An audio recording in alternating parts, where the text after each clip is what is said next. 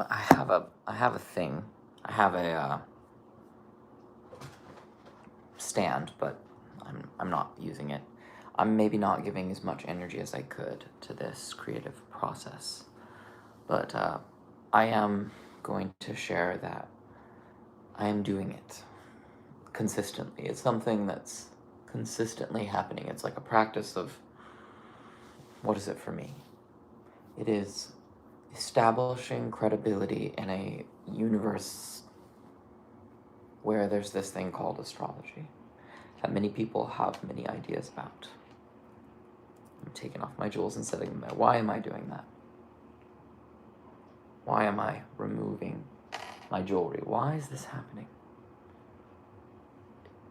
Where is that coming from? Where's the push? The push. Infinite possibilities. Infinite possibilities. That's the word that's coming to me as I twist into this chart, twist into creativity, twist into imagination. Again, there's no empirical evidence that astrology is successful at predicting things, really. At least not to the degree that like Western science has been like, oh yes, the planets are directly corresponding to human behavior. I mean, the moon, again, the conversation, the credibility of a storyteller is interesting. So, the credibility of the person who helped write down the Bible.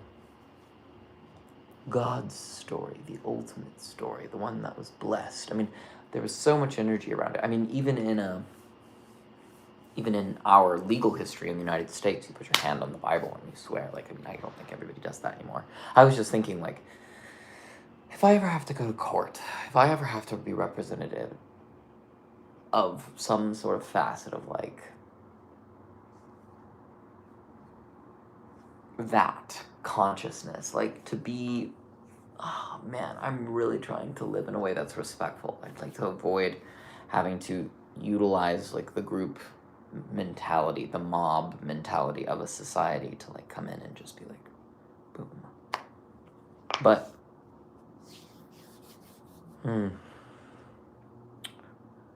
religion, so many different things, infinite possibilities. The chart is a grounding thing. It's something to look at that captivates me in a way. It's like a full moon, right? And we've got this full moon, sun in Gemini, moon in Sagittarius. So they're right in the dead center of it. So it's like the spring season of Gemini, which is where the sun is. So there's that. We're coming to life. We're, at least in the northern hemisphere, but again, I'm going to try to allow this astrology to move me into a storytelling place to share messages, to sort of just get it out and not worry so much if what I'm saying is true or false or helpful to you or not. I trust that you can attune into the story and realize that it's also, I don't know if what I'm saying is helpful or hurtful. I don't want it to be. I want to say the things that are helpful and constructive, and I want to live in a way that's reasonable and comfortable and pleasant. So Gemini is very chatty. That's the story that I have for Gemini. That's the idea. A person who's sending out a lot of messages. Can I prove that Geminis are doing it more? Well,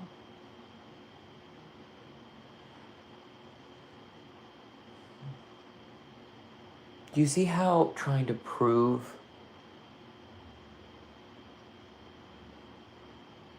that it's true is sort of non sequitur? It's it gets in the way. So using astrology is very, very dangerous if you use it fatalistically, I think.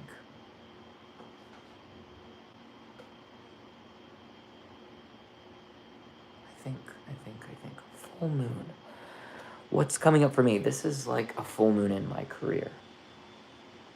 This full moon, the 4th of June. Like a big full moon. Like some sort of big moment in my home, family, ancestry. That's where the moon is. Will be sort of connected, maybe. Or, like, again, trying to use the stars to tell a story about what will happen. I guess I could use it that way. I could try. This could be a documentation to see. Based on my life, what I actually know about it, and also based on astrology, which is this fate story. Like, this is what will be. Even though it seems like everything is just constantly shifting. And I'm just sort of... I don't know. What am I going to commit to doing? What am I going to commit to saying? Pick a side. Pick a side. Pick a story. Pick a task. Do this, do that. Go. So there's that kind of grabbiness of Gemini too. So the character that I'm getting, or the sun, just sort of like going through, doing this, doing that, writing this, doing that, typing this, like definitely looking at this, talking to that person. Like it's the mental capacity. To me, it's like something that sets us apart from other animals in a big way. Like Mercury is communication and thinking, sending messages, maybe thoughts, ideas, kind of vibes, or intellectual capacities in the myth of astrology. It's the signs of giving messages, talking, and also meticulous, detailed service. Like, to me, there's like when it comes to Virgo, it could be almost like crafty, like using a sewing machine, like that kind of an energy is certainly Virgo vibes. And it's like, it just does feel kind of true. Like, I'm just thinking about, like, it's, I don't know. If it was true, if what I was saying was true, could I say it better? This is why astrology is so confusing, because it's like looking at a thing and then just, like the whole, should I be doing it? Should I be doing it? Right now, is this a good use of time? Is this causing harm? You see how in the duality of the different perspectives, there's this, there's an annoyance coming up as well. It's just like, the planet Mercury, which rules over where the sun is stationed, is in Taurus, next to, almost fucking touching, like this jolt of electricity, this revolutionary, like, this is changing. And it's so interesting to me that more or less around this time, I have a job interview far from home, down the coast. I mean, it's not, is it like a foreign land? It's only San Diego. But a revolutionary social change, sort of sudden shift thing that's very visible, like in my chart. Like, it's nearing my midheaven. It's like a big, some sort of this full moon, if you take this moment and tell the story in relation to my chart, it's like, this is a bright spot in my career and my public image. But it's revolutionary and it's transformative and it could be sudden. So it's like some sort of big career opportunity is that sun energy in Taurus. And what's the,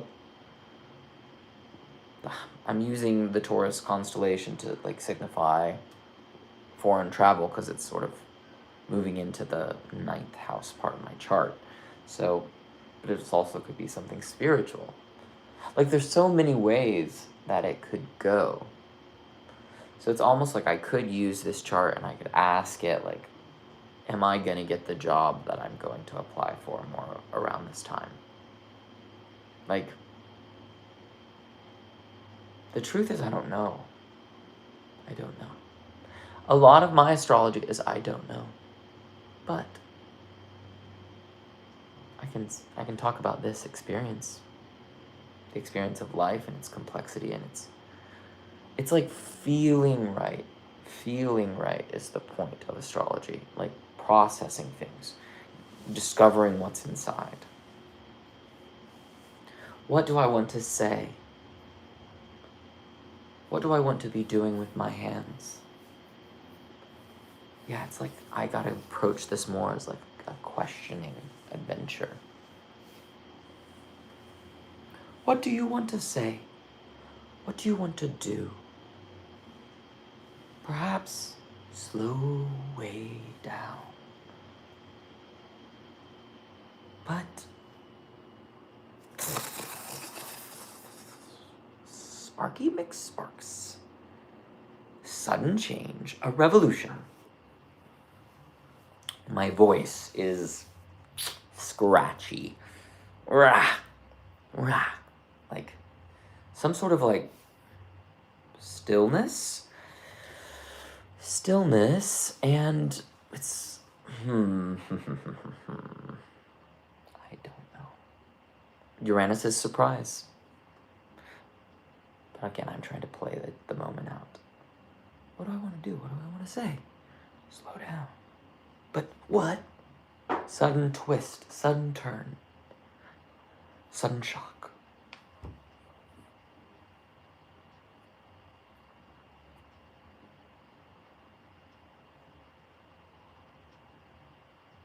And what's next?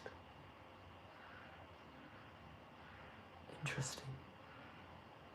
I'm thinking about when I got punched in the face. I got punched in the face. Like, I got popped in the face, punched in the face. Was it his fist? Was it his speaker? But this guy on a train, yeah. I could tell that story. That was very, like, sudden. Just like, I'm on a little, yeah.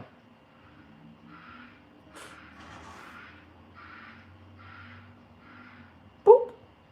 Just a little pop to the face. Pop to the face. Not very nice. Not very nice. I did not enjoy it, and I challenged him. I said, I do not enjoy this. And then I tried to report him on the subway just so that... Because again, and I could still call the police, but it's also like... Maybe I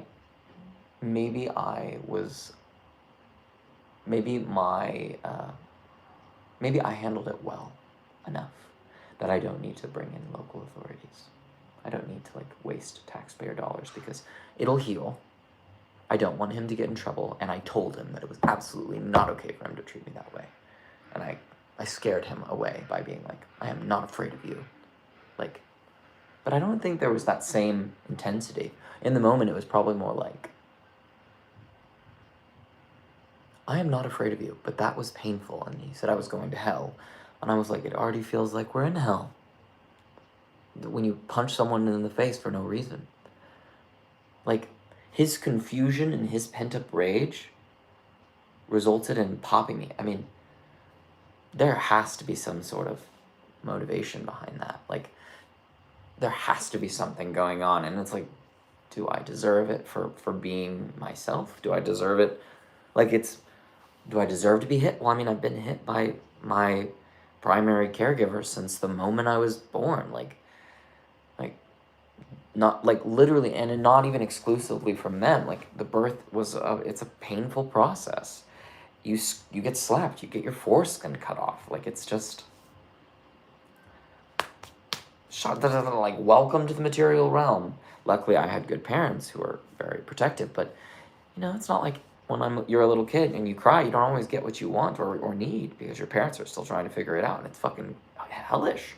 Like, and I was given a great intelligent group of supporters, extended family, but I'm just like, fuck this place, fuck this realm. There's a lot of that. I get it. If someone pops me off, hits me in the face. This story is so much easier to tell. It's so much more rich with details and inquiry and analysis, but it's almost depersonal. Like, I know that I was punched. I know that I was punched. I know that I didn't resist it. But it was a little... Did I deserve it? Did God plan for that to happen? I mean, it happened. It happened. The sun shining in Gemini. Who am I? No, that question's not as strongly asked. It's more, what do I want to say? What needs to be done? What can I play with? How can I poke and explore? Ruling 2, slow down, simple, practical, comfortable, tasty, pleasant, reasonable, like simple, mundane, but a jolt, but a shock, and then ruling over that.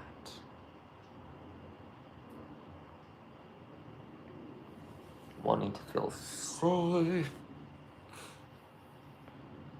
And on the cusp of like really like knowing exactly what you are how you're going to create that, because it's getting into the Leo time. Very, very close. But safe self. The crab and the lion cusp. A lion crab cusp. Summer. The middle of summer. Like the heart third of summer is about to start, so it's practically there. Certainly spring is done. No question about it. And there's love in that safe space, in that container. And a friend, and a network. It's good. It's a beautiful, connective, loving energy and into a nurturing, secretive aspect of yourself. Aspect of the community. It's just a little...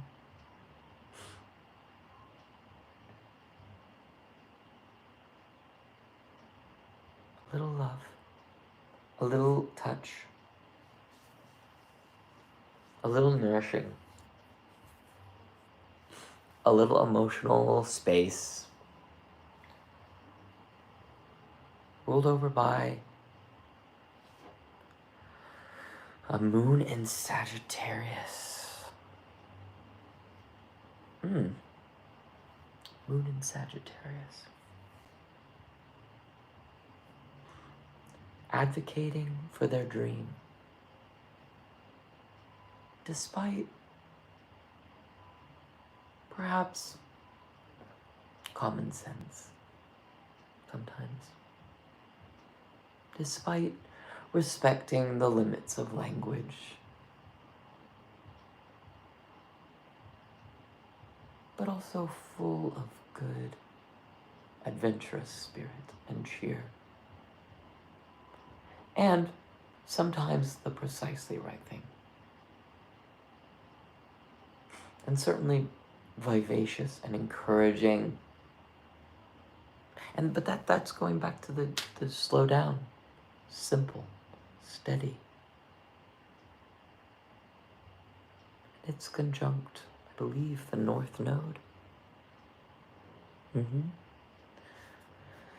Wow.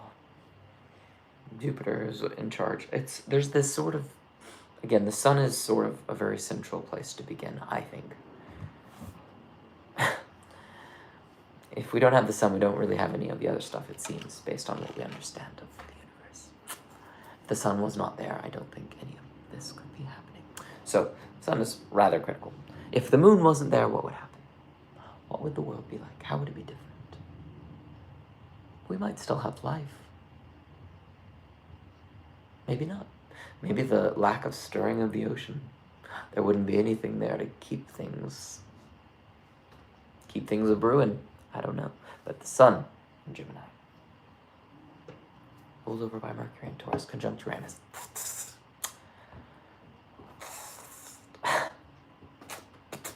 Shocky. Ruled over by Venus in Cancer. Ruled over by the moon in Sagittarius. Ruled over by Jupiter in Taurus, which is back to Venus, back to the moon. Back to Jupiter, Venus, moon, Jupiter, Venus, moon. That is a nice, that's a nice flow, I think. Jupiter, Venus, moon, Jupiter, Venus, moon. It's nice for the end flow. So it's like the surface. What is it at its heart? Where like you can't reduce it further. It's like in math, like you can't simplify the equation further. So the deepest place that I think this message is going to resonate, the deepest place that the full moon experience, I think, is going to resonate. And it feels like pretty bright because we included both. So we start from the sun, or if you start from the moon, let's say we just are concerned about the moon, then we go to same Jupiter Venus. If it's just the sun, it's to Taurus, then to Cancer, then to Sag. I think it's pulling in a lot of different.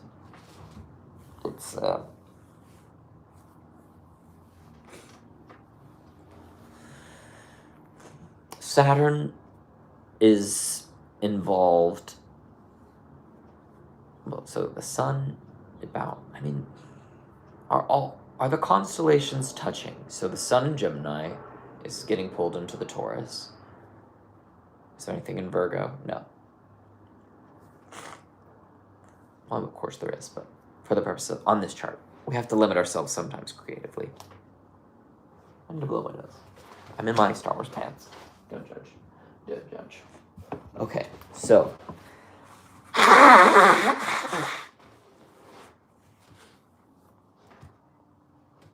Sun in Gemini, bowing to Mercury in Taurus,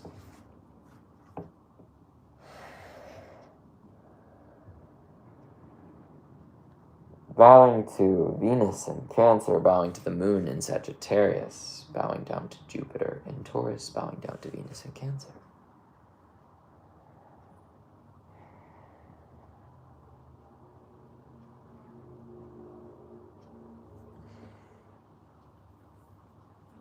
The energy of it. A dragony Jupiter. Man. This like craving dragon force. The head of a dragon. I don't particularly like the North Node. I don't particularly like it.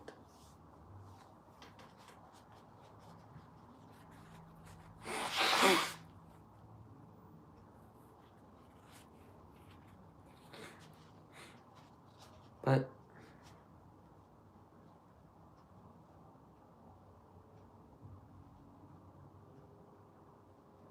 it's like, it's a story. Like it's, whatever we're experiencing, it is like a story.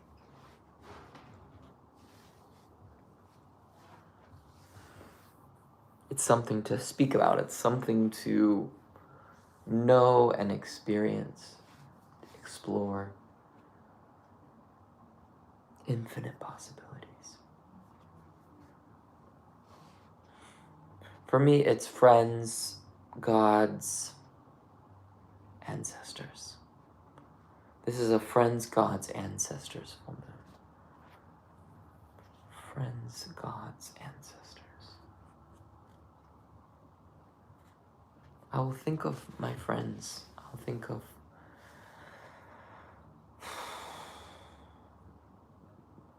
it's like all words when it comes to God and all these kind of things just sort of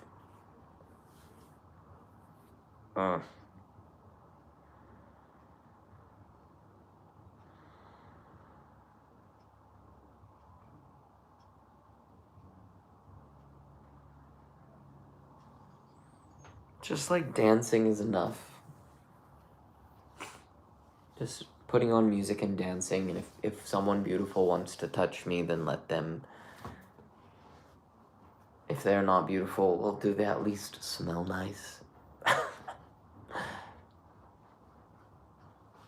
If they want to, what do I want? What do they need? What do I actually have to give?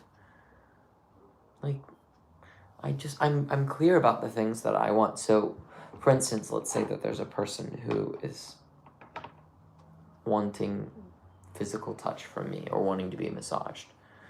You know? Okay. I could do that. I could do that if it sounds fun, if I have the energy. But what is the incentive? Is it just to help, just to nourish? Thinking about all the legality and all the rules, and when my intentions are actually good, but it's like the rules sort of make me afraid. And then trying to trust the justice system. Trying to trust people after being treated poorly. And also compared to other people also getting privileges, but it's like, I guess there's just anger and frustration and fatigue, honestly. It's just like there's a part that's just sort of nasty. Like, even though in this moment it's brilliant and life is powerful, like it's all, both sides of it are true, but like, what's wrong with me? What's wrong with me?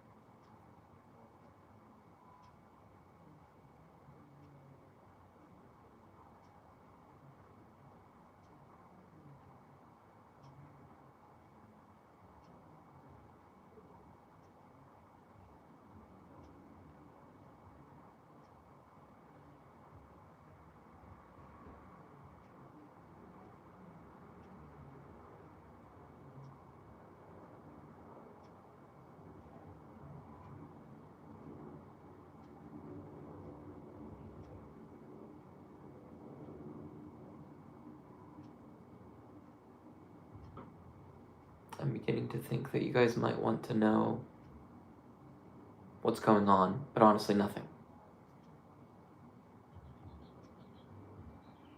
I'm just sort of, just kind of like empty. It's like I'm observing my body, feeling sensations, just sort of allowing. But I'm still in here and I still can do things. Where does the choice come in? Who's choosing? What posture should I be in?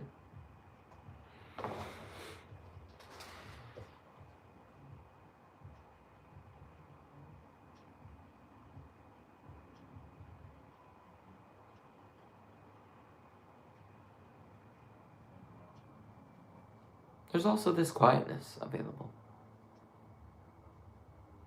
Just being like, okay.